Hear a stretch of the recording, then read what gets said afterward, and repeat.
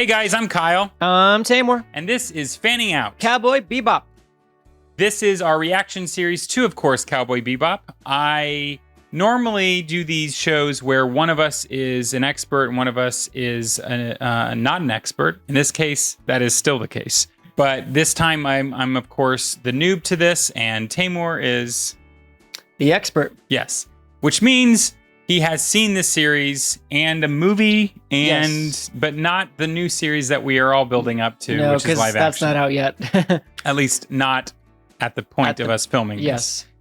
Probably is out now, and that is something we probably had already watched by the time you're watching this, but who knows? Anyway, point is, today's episode is called Honky Tonk Women.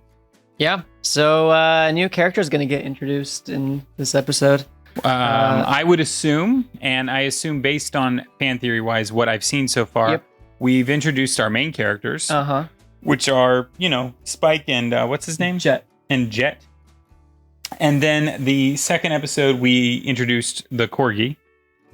So I assume either one of those two girls there or both of them, but I'm going to go with the one with the bikini, if I had to guess. Anyway, let's get to it, shall we? Alrighty.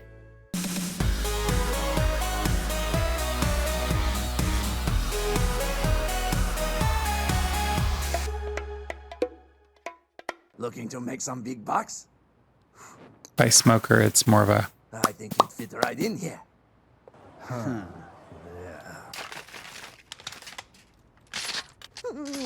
You know the first rule of combat?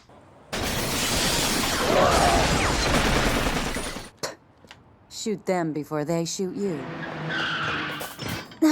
Jeez. I don't know how she avoided that. That'd be very upsetting. Oh my god. How did they not hit him? Quite an elaborate way to get acquainted. Would you rather deal with the Galactic Police or me, Ms. Queen of Hearts? What a weird spaceship. Our last 5,000 wulongs. I'm really sorry to mention this. No smoking in here. Ew. Say your prayers.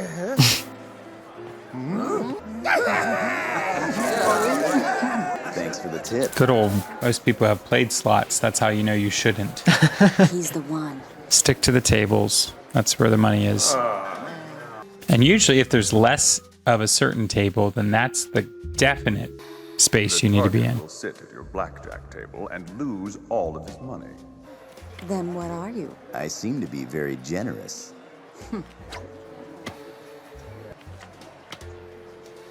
Another blackjack. You clean me out, all but this one chip. It's interesting, I have noticed from watching the animation. Souvenir. Hey, wait! Hey!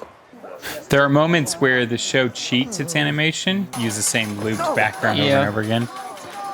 You could see when that car was slid to him, it was just a static image that they had moved in digital space, but then when they flip it over, it's hand-drawn. Or hand-animated. Okay. That's the chip that she's supposed to collect. You cheated the whole game and I didn't say But a I'm word. guessing that chip is made to win. Did you hear that? Just give me the damn chip.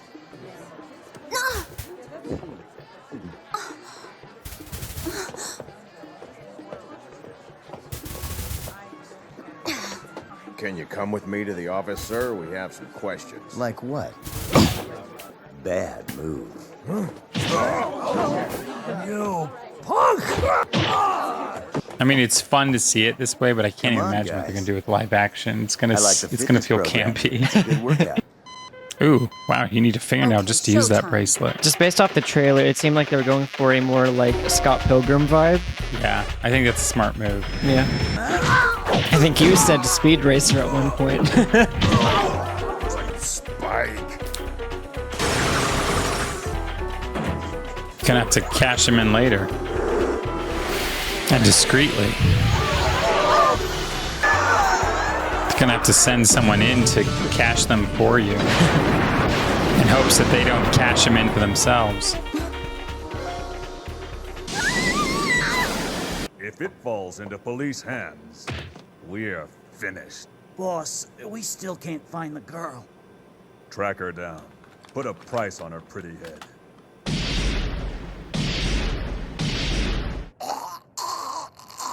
Good God. Ooh, that's disgusting. That is disgusting. Gordon will pay a fortune for that, more than your little brain can imagine. So why don't we call him? I love that the dog's just kind of like, yeah, I'm also here. Buy that phony story, do you? Wait a minute! Come on, Ein, let's go. Ein? Ein. Ein. Ein. Yeah. E-I-N. Ein. There's another chip inside that chip, a microchip. Hi, amigos. You ready for some bounty info? Big shots! Cowboys is coming your way! I think that's a Nintendo Switch game, because I think I played it. Oh, hey, Spy. Big Shot, Oh. 6 million woo-longs! where it's those two cowboys, Happy hunting, but it's just a cowboys. shoot 'em game on Switch. Interesting. Waiting for you. First off, I didn't run away. My ship was hot. Wait. I believe you. Of I think I know course. which game you're talking about. I think that's the one you're thinking of. Is it like the one from '94? What do you want? Probably. Yeah. Well, we were thinking about you, and we had a little change of I just know I heart. played it on the Why lock Switch. a fine young lady like you up in a place like this? You creeps aren't getting any ideas, are you? On the contrary, Like what kind? we're taking you someplace where you'll be very well protected. I don't believe this. Did they put a bounty on me? 6 million fat woolongs. 6 million? Is that all they're offering? Just how much money do you owe, anyway? You don't know anything, do you? Romanis are gypsies. And you know what we call Oh. someone like you? A gaucho. That means a bumpkin who doesn't know which way is up. Gaucho, I like that. Oh, the wilds are calling me. You can't keep me locked up. Come on, Jet, let's get out of here. Oh, fine. Look, I'm not gonna run away. Ow! I'm not sure who you are, and I don't really give a damn. You have my chip, and I want it back. Are we done now? It's just a poker chip. It has no value to you. Oh, we've become quite fond of it, and we know what it's worth. 3 years ago, SIT developed a master decryption program called Cryptbreaker. Rumor has it that shortly after its completion, the programmer turned up dead, and the program disappeared. A program with advanced artificial intelligence can decrypt and unlock virtually any security code. But the catch is, the program itself is encoded. Who'd ever suspect a humble poker chip? Not bad. You've done your homework. I used to be with ISSP Special Forces myself in another lifetime. Of course, a casino's a perfect place to launder large sums of stolen money. You had the right idea. You just chose the wrong day.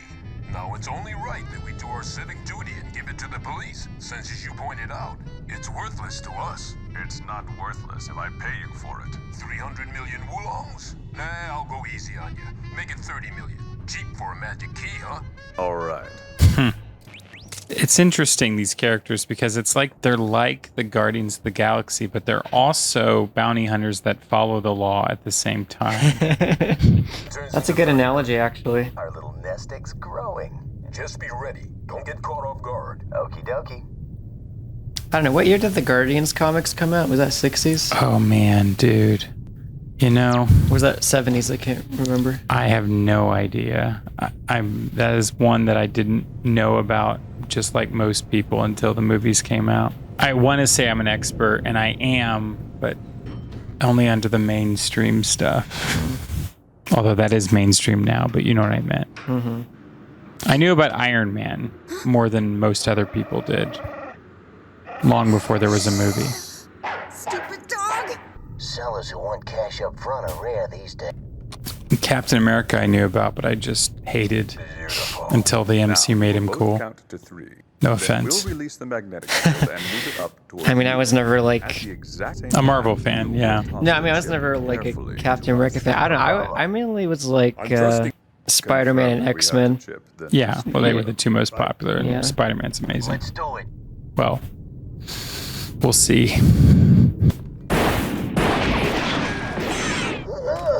Nice. Planned that just perfectly. Great timing. I loved it.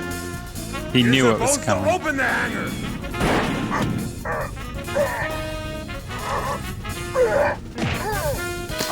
Yeah, because they were never planning on paying.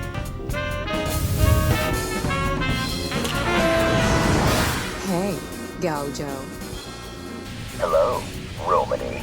Bye. Don't let her go. Fire! Oh, good. She made a distraction for him to get away.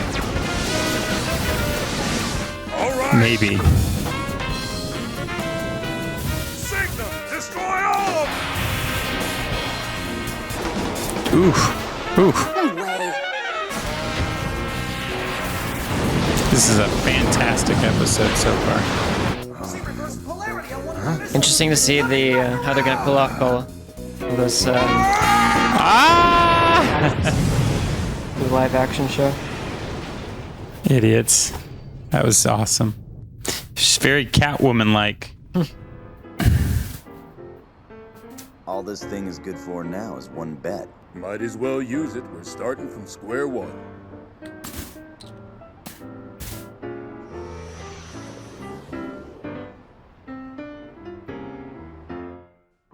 Easy come, easy go. Episode yet, I think. Okay. From what I've seen so far. I love space battles, and that was cool. But it was also, there was like kind of a mini heist built into it. You had the whole casino action going. You had the whole Catwoman-like character. Mm-hmm. You have a deal that was meant to go wrong, which was also very Western-like. Yep. Where they devised a plan because he expected for them to shoot at him because it was very much a Western. It was very much a space battle. Yep. And it also had the female thief role that they tend to put in a lot of fiction. But it works and it's fun. So, yeah. It had everything, and it was very fun. There is something weird, though, about this episode. As I was watching it, I was reminded of something in high school. I used to draw comics with my one friend, Ken Gossett. I doubt he's ever watching, but I'm going to say his name, Ken Gossett. He's now an art teacher, actually, at a high school somewhere in Ohio. He and I used to draw, and he considered himself better artist. I consider myself better artist. But then again, I will give him this. He was more consistently good. My style was more Americanized and more Westernized. His was more anime. Okay. And so our comic strip that we worked together on was very mixed styles. Mixed styles. So you'd have characters that look very American-like, and you'd have like a Westernized animation, and then you'd have characters that were very anime-like. The thing we started to rub off at each other, though, which was interesting. I think the interesting thing about both art styles is that in anime and manga, everything's a lot more exaggerated. Yeah. You know, bigger eyes, more ridiculous hairstyles, and whatnot. Where I feel like, like in American superhero comics, like they tend to kind of go for more realism. Everything's kind of looks more anatomically correct. Yeah, and so his style of some of the characters that he drew, whenever he would introduce a character into the comics, I would always be like, okay, I'll take what you have there and I'll make them anatomically correct, but I'll still work with your proportions and what you've done. And then vice versa, I would create a character that had lots of detail, lots of parts that would do things and were meant to do things.